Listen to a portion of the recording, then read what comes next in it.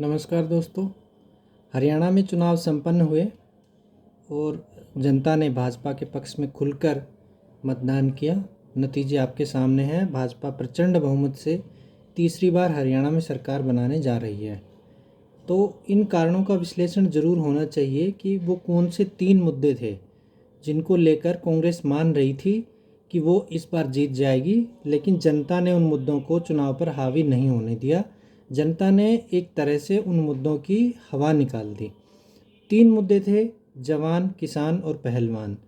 तो बात करते हैं तीनों मुद्दों की अलग अलग से। सबसे पहला मुद्दा आप कहिए कि किसान। 3 कृषि कानूनों का विरोध हुआ। लोग दिल्ली के बॉर्डर पर बैठे रहे कई दिनों तक। आखिरकार तीनों कृषि कानून वापस लिए गए। तो इसके बाद जो कृषि कानून वापस लेने के बाद यह हरियाणा में पहला चुनाव था, विधानसभा चुनाव। तो लोकसभा चुनाव के नतीजों से उत्साहित कांग्रेस यह मान बैठी थी कि किसान पूरी तरह से उसके समर्थन में है। लेकिन हरियाणा के किसानों ने, मेरा मतलब है असली किसानों ने, जो जनादेश दिया है वो पूरी तरह से भाजपा के पक्ष में है।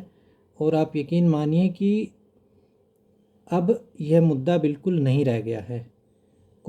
असली किसान, जो खेती बाड़ी करने वाले किसान हैं, जो 12 महीने मेहनत करते हैं खेत में, वो पूरी तरह से भाजपा के पक्ष में हैं।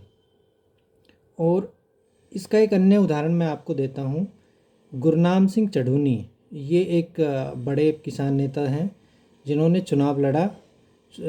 इस आंदोलन के दौरान इनका नाम बहुत उभरा था।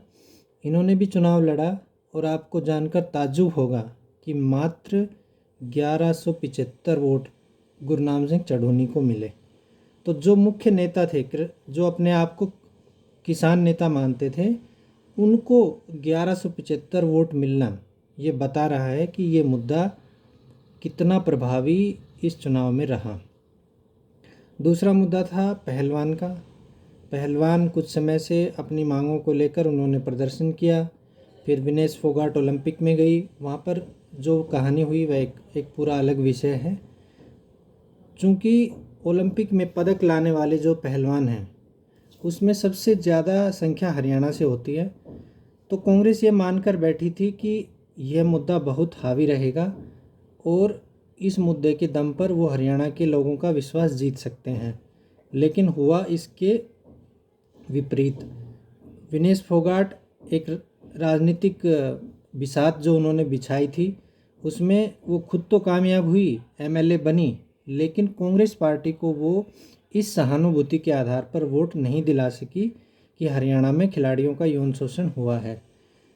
उनके जो आरोप हैं, चूँकि अब वो राजनीति में आ गई हैं, उन्होंने एक राजनीतिक दल की वो प्रतिनिधि हैं, तो ये कहने में अब कोई हिचक नहीं है, कोई ये शर्म नहीं है कि विनेश फोगाट के जो तमाम आरोप थे वो राजनीति से प्रेरित थे। उनके मन में राजनीतिक भावनाएं, राजनीतिक इच्छाएं हिलोरे मार रही थी और वो कांग्रेस के पक्ष में बैटिंग पहले से कर रही थी।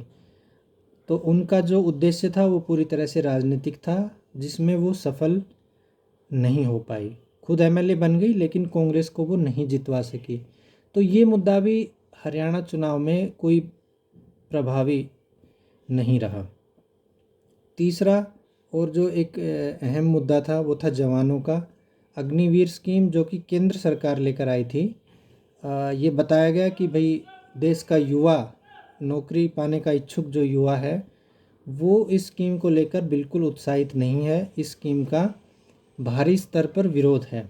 लेकिन हरियाणा का जो जनादेश है, चूँकि हरियाणा में एक बहुत बड़ी संख्या है जहाँ से सैनिक आते हैं, तो हरियाणा के मतदाता हैं, उन्होंने ये स्पष्ट संदेश दे दिया है कि ये मुद्दा प्रभावी नहीं है और जनता जो अग्निवीर स्कीम है इसके पक्ष में है।